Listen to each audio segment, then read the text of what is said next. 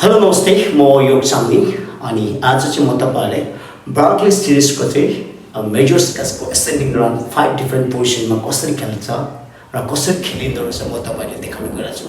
आज चाहिँ यो लेसन्स भन्दा आज चाहिँ म तपाईहरुलाई देखाउन मात्र गइरहेको छु र मेजर स्केल्सको एसेन्डिङ रन 5 पोजिसनमा छ र यो साच्चै पनि महत्त्वपूर्ण छ है त।